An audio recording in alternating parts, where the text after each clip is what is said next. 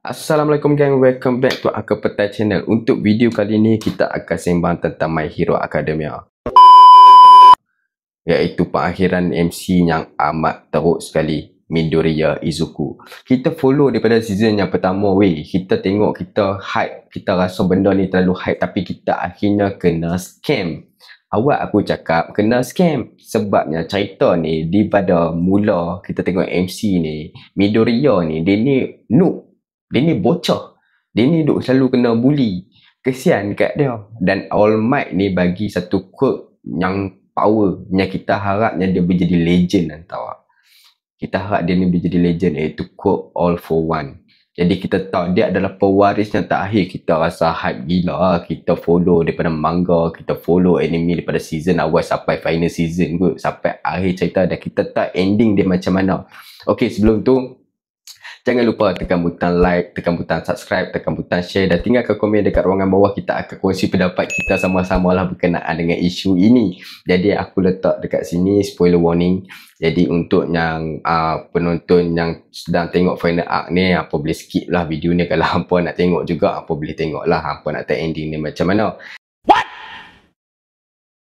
the fuck? Jadi tak, memang bagi aku, memang aku tak puas hati. Jadi benda ni aku harap para penulis manga shonen dekat luar sana mengambil iktibar lah. Janganlah buat kami ni kena scam, sebab kita ni invest masa kita untuk hypekan benda ni. Jadi tak berapa nak shock.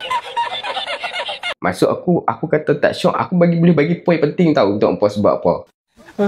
Okay, yang pertama adalah karakter development yang drop. Kita tahu yang dia dapat satu quirk yang power. Kita dibina karakter itu daripada season 1. Kita tahu yang Midoriya Izuku ni dia akan jadi pewaris seterusnya. Memang dia jadi pewaris, tapi kita tahu yang dia akan jadi hero legend. Maksudnya dia akan jadi top hero sebab dia lawan dengan villain yang kuat. Kita fokus dekat situ. Dia lawan dengan Shigaraki Tomura, iaitu pemegang All for One.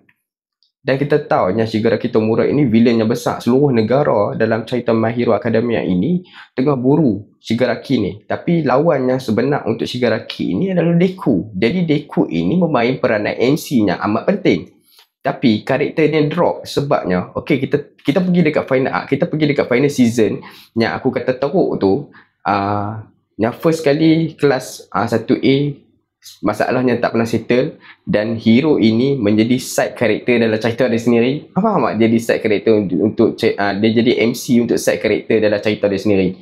Sebab kita tengok Bakugo menjadi shining lebih daripada MC tu sendiri. Dan kita tahu yang classmate dia menjadi satu hero yang lagi nampak spotlight daripada main character ni. Character development drop weh.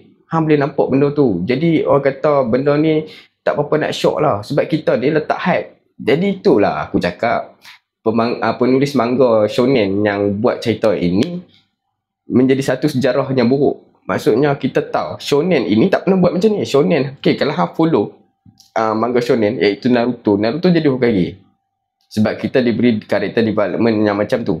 Maksudnya dia daripada orang yang kena bully juga, faham tak? Dia tak ada apa, dia cuma karakter yang lemah, karakter yang lembek macam Midoriya Izuku juga, tapi dia akhirnya menjadi Hokage. Kita nampak kat situ, kita letak invest dekat situ. Yang kedua, kita tengok Luffy, dia akan jadi Pirate King, tapi sebab cerita dia tak ada ending lain, tapi kita nampak dah dekat situ. Yang ketiga adalah Bleach. Kita tengok Ichigo menjadi Shinigami dan menjadi hero dekat dunia sebenar, dan juga jadi Shinigami lah. Dan kita tengok Wizard King, kita tak tahu lagi. Dan kita tengok Asta, dan aku pun dah pernah bahas benda itu dekat video sebelum ni. Boleh tengok video yang aku letak dekat Asta layak jadi Wizard King. Dan sekarang ni adalah Midoriya Izuku, dan kita tahu dah ending dia macam mana.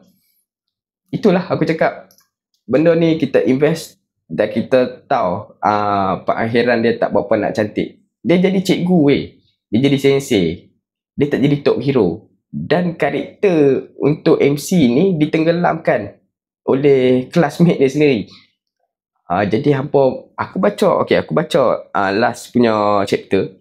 Aku tengok apa benda ni, sebab mereka lebih spotlight kan untuk classmate dia, Bakugo dan classmate yang lain lah, yang menjadi top hero. Dia tak jadi top hero. Tak rasa kesian ke dekat MC ni? Aku kesian dekat MC ni, aku kesian dekat Midoriya ni sebab dia pegang bebannya besar. Dia pegang beban yang dipikul oleh All Might dan generation orang kata hero yang memegang all for one for all sebelum ni. Dia pegang beban yang besar lah. Dan perakhiran dia tak dapat sebab dia ni daripada kecil dia minat nak jadi hero. Dia minat sangat nak jadi hero walaupun dia tak ada quote. Dia memegang satu simbol harapan tu. Jadi kita pun dibina karakter untuk kita ni bukan bina karakter untuk kita, dia bina karakter tu untuk kita sebagai penonton ni tengok yang Deku ini orang kata dia akan menjadi hero lah. Hero sebab kita tahu yang dia dapat quote tu daripada All Might, so kita letak harapan yang tinggi lah benda tu. Jadi orang kata kita di scam. Faham tak? Itulah maksud aku. Sebab kita tengok yang Midoriya ini orang yang tak putus asa.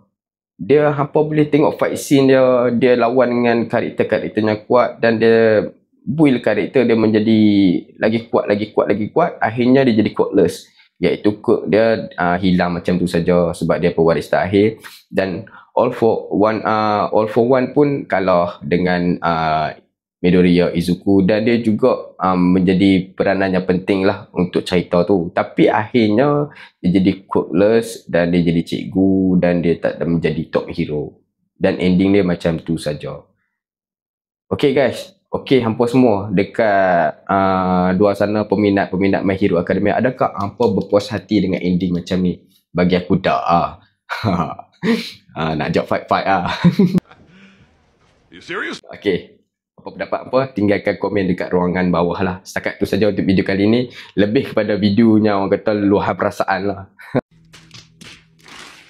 untuk video kali ni. Okay, jangan lupa tekan butang subscribe, tekan butang loceng dekat sebelah. Kita akan sembang tentang video-video semasa. Kita akan review anime-anime terbaik untuk anda semua. Tinggalkan komen di ruangan bawah. Okay, jangan lupa saya mengundurkan diri dulu. Assalamualaikum. Adios.